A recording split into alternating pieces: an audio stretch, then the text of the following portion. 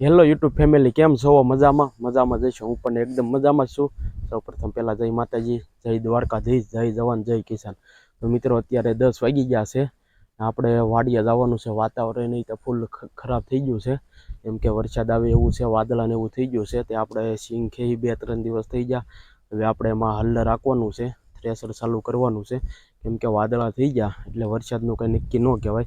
એમથી અંબાલાલ આગાહી ઉપર આગાહી આપે છે. ને જો ડુંગળીમાં પાણી ચાલુ છે, ખાતર ને એવું બધું નાખે છે. જો આ વાડીમાં ભાગ્યા મૂકેલા છે, ખાતર નાખે છે અને ડુંગળી પાતા જાય છે. જો ખાતરના ઠેલા બધા આયા પડ્યા છે. અને આપણી ઘરની વાડી છે, એમાંય ડુંગળી થઈ ગઈ છે. કપા એમાં ખાતર બધું નાખી દીધું છે, પાઈ દીધી છે.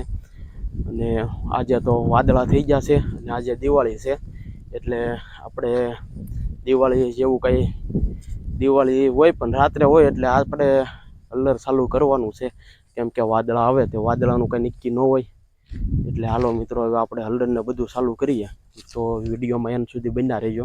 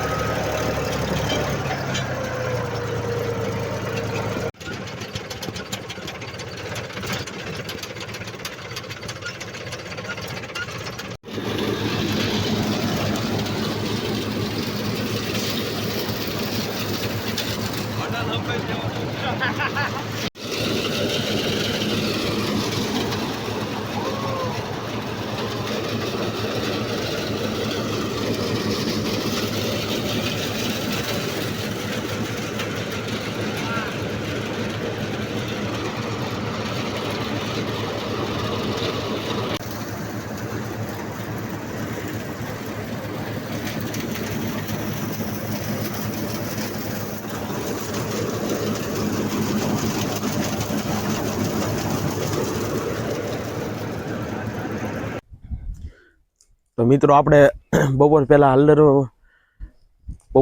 હલ્લર ચાલુ હતું, એટલે હલ્લરમાં લગભગ અડધી વાડી સિંગ કાઢી નાખી છે. 3 વીઘા જેવી સિંગ કાઢી છે, અને એ 8 વીઘાનું ખેતર છે. પછી આપણે બપોર થઈ ગયા એટલે બંધ કરી દીધું, અને બપોર પછી આપણે ચાલુ નથી કર્યું, કેમ કે આજનો દિવસ દિવાળીનો છે એટલે ચાલુ નથી કર્યું.